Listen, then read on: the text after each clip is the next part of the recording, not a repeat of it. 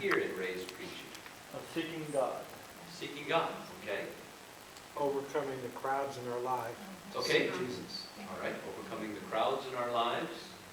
Seek Jesus. Overcoming whatever it is we need to overcome to get closer to Jesus. Okay, all right. What's in the way of my seeing Jesus? All right. What's in the way of my seeing Jesus? Okay. Good. Most loving thing you experienced. Mike? That's what I thought was most loving, to make me look at things in my life that are keeping me from seeking God or seeing God. All right. The obstacles in my life that are sort of in the way. Okay. Of being a flood victim. Of being a flood victim. Okay. All right. Give me my full attention for the whole time. All right. I didn't lose it at all. And it makes me to seek Jesus more actively. And that was very lovely. Okay. What images worked?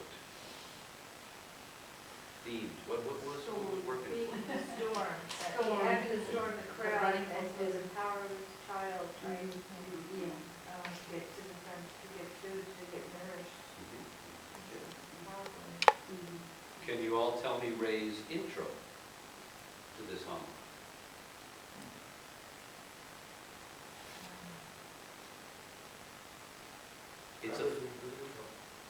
It's a fascinating thing for us to hopefully begin to look at.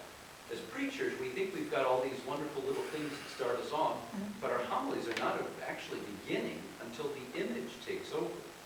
I will walk away from this homily with a little boy that can't get food because all the big crowd around him. That moves me into the Zacchaeus story, as opposed to your first couple of sentences, because I'll never remember them, because it doesn't grab me, and it's just not going to be a part of me as a human being. But I will never forget thinking of little Ray running around trying to get food after a big storm. Does that make sense? It's a visual thing. And that moves us more into Zacchaeus than your first couple of sentences. Think of that when you're preparing homilies. It's happened so many times on things we've heard today. Okay? What might not have worked for you? Or what did not work? We said it might not work. It did not work.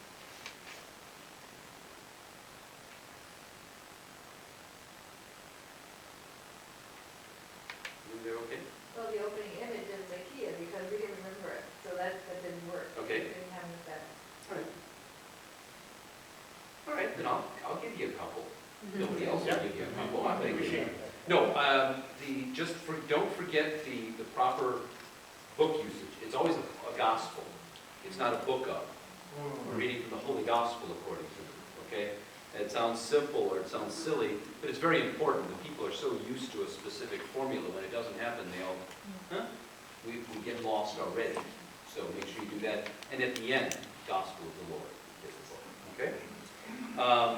One thing that I would love to have had in your homily would have been something specific that the people of God in your parish keeps them, or might keep them, from seeing Christ.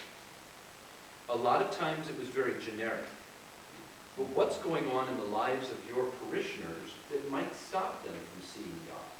In other words, it's not their physical size, but it's the money we have. Or it's the fear of a nuclear war. Or it's an election coming up and whatever. There's things that stop us from seeing Jesus that are more concrete for the people in our pews.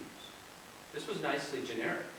But they also want to know, how does this connect to my life, here and now? So I would have liked to have had something in there, okay?